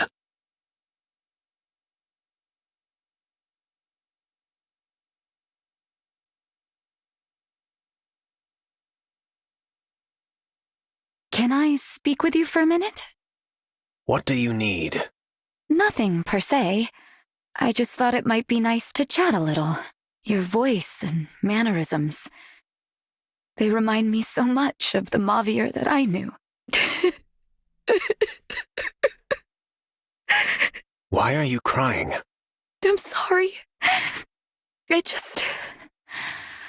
I really wanted to apologize. What for? For letting you die. You were like family to me. Oh, if only I had pushed myself a little harder back then. If only I hadn't left you alone. Look at me. Yes. I cannot accept your apology. Oh. I am not the aggrieved party. The words have no meaning to me. I may have the same face as your former ally, but we are not the same person. You're right. I apologize for acting foolishly. You're just so much like him. It's hard not to feel as though he's back. I will admit to experiencing similar thoughts when we first met. Your name is also Mauvier, is it not? Yes. I imagine you already know, but I'm Zelestia. If it's all right with you, I'd like for us to be friends. Very well, Zelestia. I look forward to working with you. Likewise, Mauvier.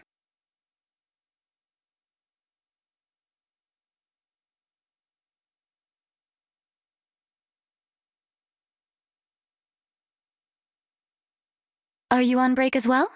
Do you mind if I join you? By all means. Thank you. You are staring at me. I apologize. It's just so wonderful to be able to spend time with you like this. Is it?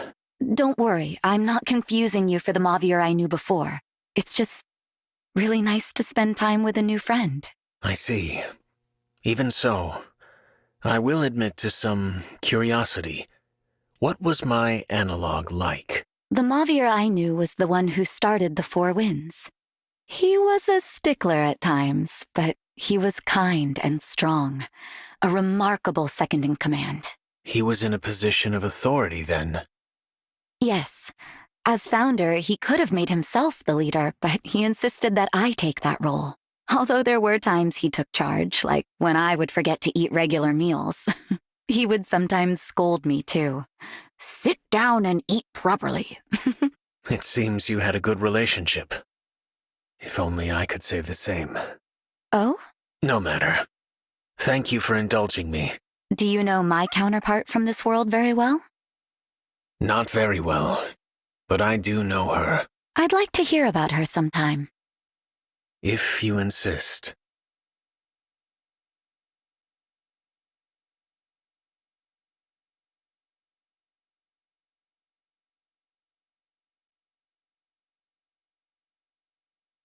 Do you remember my request? I wanted to hear about my counterpart from this world. I suppose I did agree to that. You look uncomfortable. Is this an awkward topic for you? No, but bear in mind that much of what I am about to tell you does amount to hearsay. Of course. In this world, we formed a group that came to be known as the Four Hounds. The group's purpose was to enact the will of Sombron. Your counterpart was its leader. So then, were you the second-in-command in this world? That role was filled by a different man. Zephyr, the Four Hounds' leader, claimed to think of us as a family. Claimed to? Her actions did not match her words. She was harsh, destructive, but above all, lonely. I have heard that her draconic instincts were abnormally powerful, even for a mage dragon. It is said that her home village was destroyed by an uncontrolled surge of her magic. Some go so far as to say that if Sombron was not the fell dragon, then she would be. No.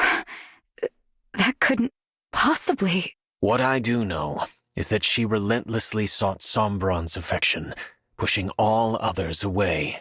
The four hounds were always at arm's length from one another. Personally, I never minded, but perhaps it is because we were not a true family that we went so very wrong. I see. Not a pleasant tale, I know. Mauvier, I don't think we should aspire to be friends after all. It seems I have offended you. Not at all. I think I would like for us to become more like family, as we were in my world. Would you? Why? I suppose I want to make sure you don't feel compelled to go down the wrong path this time. I know we're strangers now, but building strong bonds can help make you feel like you belong. This is indeed rather sudden. The heart is drawn to those who need it most. You really don't understand this, do you? Perhaps I do not. But if we are aspiring towards a familial bond, I suppose I can make an effort to try. Thank you, Mauvier. Let's agree to support each other. I'm excited to get to know you better as a family. I look forward to it as well, Zelestia.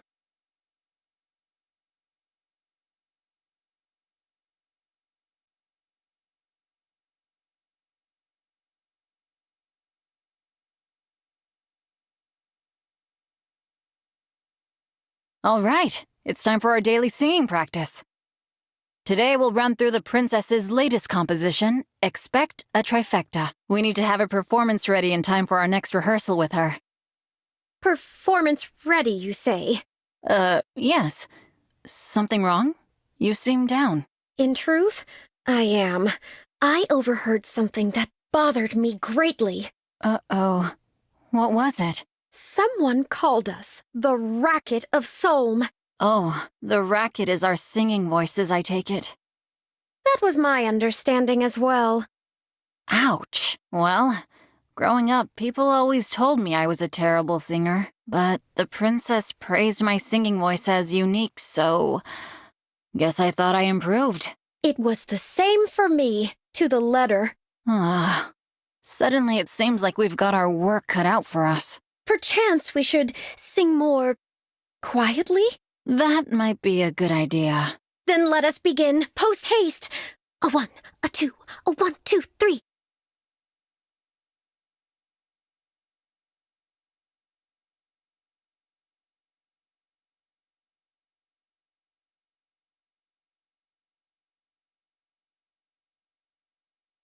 Hey, what's the scuttlebutt?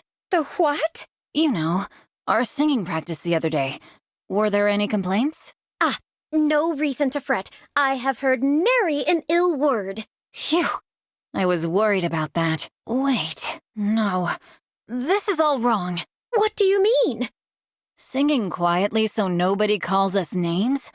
Surely we can aim higher than that. There's no escaping it.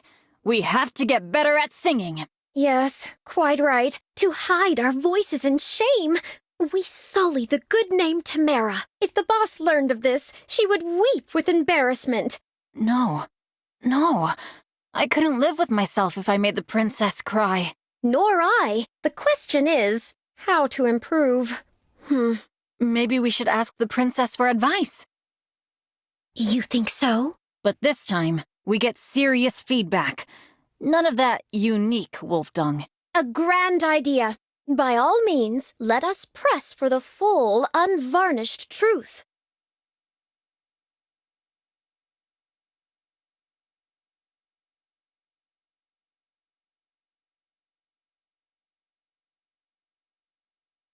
The princess's singing advice proved a bit, challenging. Indeed. Merrin, take all that oomph and hold it right under your belly button. Mystifying. What is oomph, and how does one hold it? The funny thing is, I kinda get it now. When I focus on the spot right below my navel, my singing voice does get steadier. Though her counsel was nigh inscrutable, you followed it well. Commendable. Thanks, Panette. And remind me, what was it the princess told you? She said, you're at a wah wah wah I need you at a DDD. I was dizzy with confusion. Dizzy, I say. But when I tried to put her advice into action, something unthinkable happened. It worked. Perfect.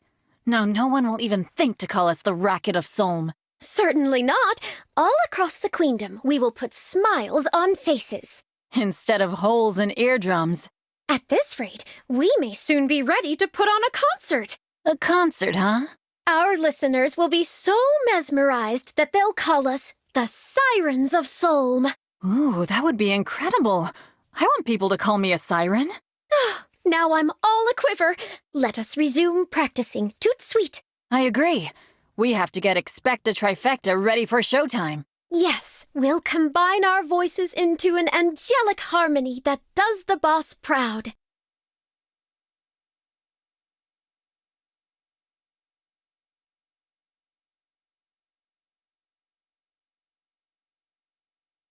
Ah, Rosado. This was always meant to be our fate. I know.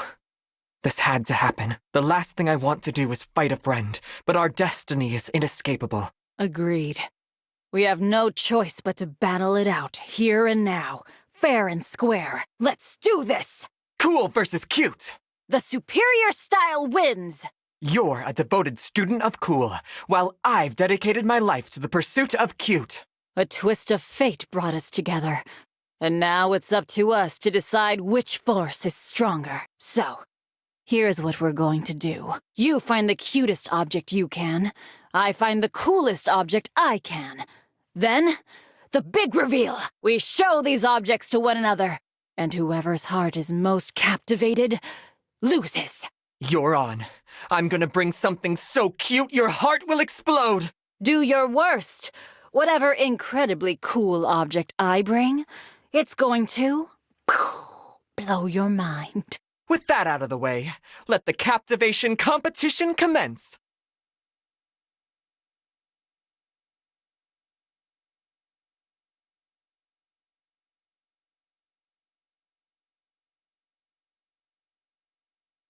The battle to determine the superior style.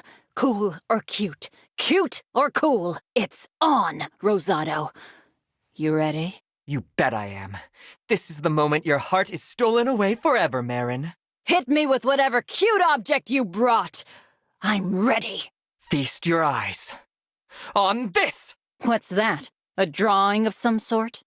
Oh, no. Take a closer look. This is a drawing, to scale, of none other than the Northern Illusian miniature woolly hare. What? No! The Northern Illusian miniature woolly hare is so tiny and so fluffy and so adorable! Look at it! Mm-hmm. I happened to come across the little one, so of course I took the chance and sketched. And in such detail! Oh, you know how much I adore rare creatures. I hate to admit it, Rosado. Your cute drawing has captivated my heart. Looks like I win the day. Not so fast. You haven't seen what I brought. It's an ornamental hairpin. And there, inlaid among the filigree, is a detailed wyvern design. Oh no. Oh no! Oh! It's the coolest thing I've ever seen! I know what a big wyvern fan you are. Your heart didn't stand a chance. I mean, look! Each and every one of its fangs has been painstakingly crafted. The craftsmanship is over-the-top magical and over-the-top cool! Cool! Cute! This contest is a stalemate.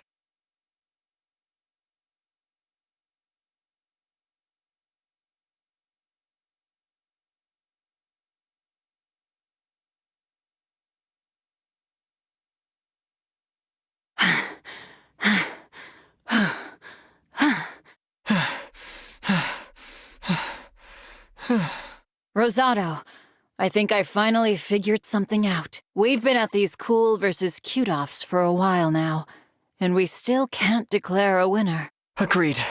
There's no resolving this. You've won me over with every single cool thing you've brought. The same goes for me. I've adored every single cute thing you've shown me. There's only one thing we can say for sure.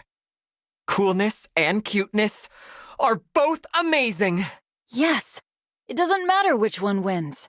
What matters is both are great. I'm sorry I dragged this ridiculous competition on for so long. What do you mean? It was totally worth the effort. Now we know that coolness and cuteness measure up equally. Hold on. What is it, Merrin? You were very cool just now, Rosado. Many times cooler than I've been lately. Ah, I could say the same about you, you know. But with your cuteness, your satisfied smile every time you got me, that was so beyond cute. Thanks, Rosado. So, how about this? Let's just keep mastering our own, individual, equally amazing styles. I like it. You continue to be the genius of cool, and I'll keep aspiring to greater heights of cute. We can be rivals and walk different paths, and we can still cheer each other on. Yes! Rosado and Merrin, best foes forever.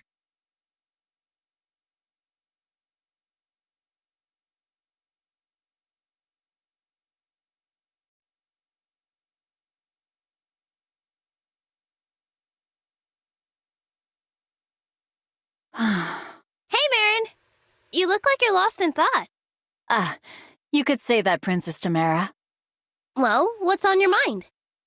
I was thinking about why I left my village. Ah, yeah. You didn't want to become the next village matriarch. Yes, that's right. It was decided I had to take my mother's place. But I had always dreamed of being a knight. The whole thing was unreasonable. So I left. You were a free spirit, even back then. I wouldn't call myself a free spirit. Not really. But after traveling on my own for a while, roaming with nowhere to go, I met a fearless woman riding on a wolf. Now she was a free spirit. Who, me? Free spirit may not even cover it. You took on an entire gang of bandits by yourself. And out of nowhere, you charged in to help. I'll never forget that day. Neither will I. I didn't realize it then, but that chance encounter would change my life.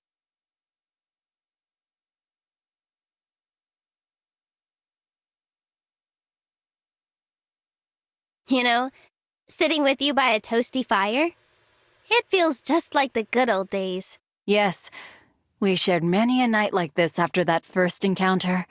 Our scuffle with the bandits, back when we were just a couple of travelers roving the queendom together. At the time, of course, I had no idea my princess was actually a princess. You never asked. Honestly, I assumed you'd piece it together. Listen, Princess Timerra. Most royals don't sneak out of their castles to rain justice on unsuspecting bandits. Yeah, well, I'm not most royals.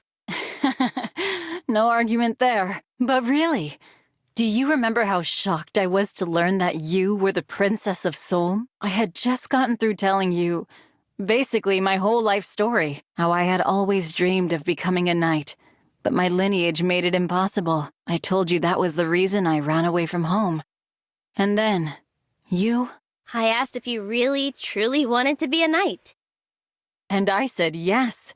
With my whole heart, yes. You placed your sword on my shoulders, one after the other, and said, I hereby deem thee a knight of the queendom. And I laughed. I thought it was all in fun. But you weren't laughing, my princess. You were looking at me like you meant it.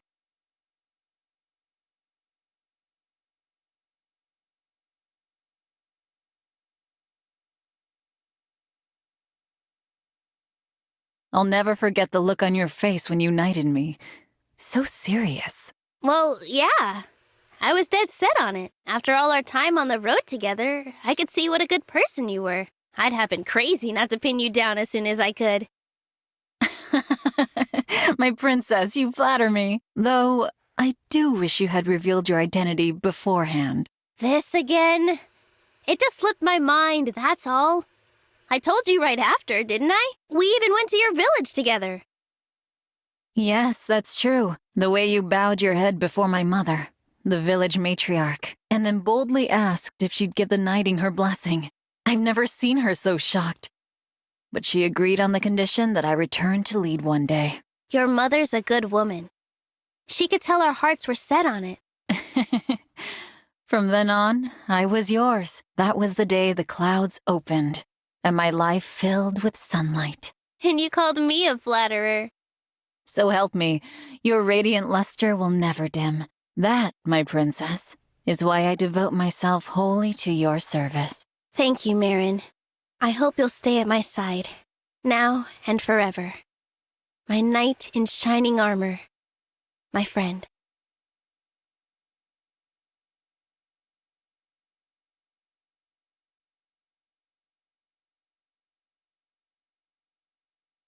Dragon, dragon, dragon! You are a real dragon! Do you know how cool that is? I mean, how cool you are? So cool! I am a dragon. But I'm a fell dragon, not a divine dragon. Aren't you afraid of me? Not at all. Honestly, I'm just so happy I have this chance to talk with you, Lady Veyle. Oh, I see. It's just strange because most people are frightened of me. Or dislike me. Well, I'm from a small village, so I can't help but admire unique people and unusual things. And I could never dislike a being I admire as much as I do you. I am unique and unusual, I suppose. I'm sorry. Does it bother you that I approached you like this? No, I don't mind. I think perhaps you are unusual in your own way, aren't you? Me? Unusual? You could say that, I guess. That makes us the same, doesn't it? Oh. I'm so sorry, Lady Veyle. That was awfully presumptuous of me. I shouldn't have said that. No, it's fine. I was just a bit surprised, to be honest. I'm happy you thought I might be similar to a human, Merrin. Why don't we be friends? Two unusual people who found one another.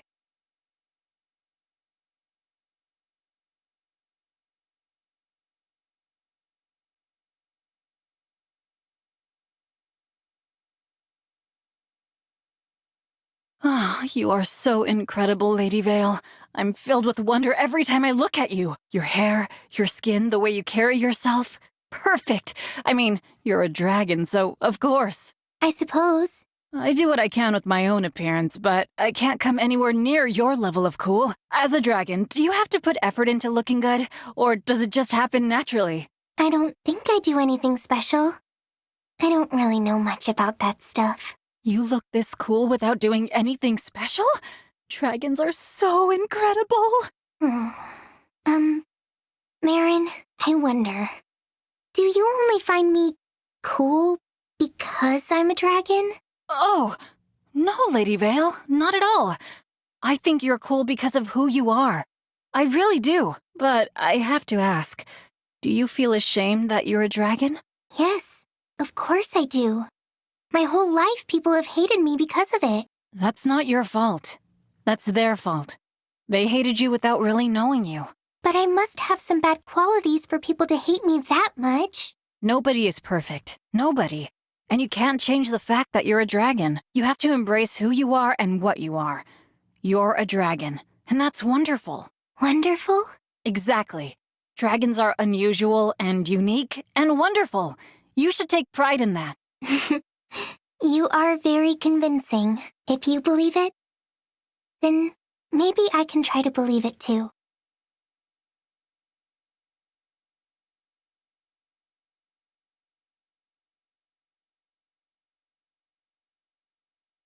Merrin, thank you. What? Why are you thanking me all of a sudden? You told me I should take pride in the fact that I'm a dragon. I'm not sure I can truly see it as a positive thing yet, but everything you said makes me think that I might feel good about it. One day. So, thank you, Merrin. Lady Veyle. Merrin, what's wrong? I'm all right. I'm just so happy you feel that way. I can't help crying. I will never forget this moment as long as I live. It's okay. You don't need to make a big deal out of it. Oh, you are unusual, aren't you? The both of us. What an unusual pair we make. Yes, we do. That's it. I've made up my mind. From now on, I'm going to help you figure out what's so great about being a dragon. No one loves dragons more than I do, so that makes me the perfect person for the job. I'm going to find you so many reasons why being a dragon is cool. I'm so excited. And I'm so glad you're the one to help me with this. And just like that, I've already found one reason. You are kind. And all those experiences you had during your long life as a dragon made you kind. I see. Now you're making me blush. Oh, this is just the beginning. I'm going to find you 100, no, 1,000 reasons. You'd better prepare yourself, Lady Veyle. Okay, I'm ready. You know, for the first time, I might actually be looking forward to life. And it's all because of you, Merrin.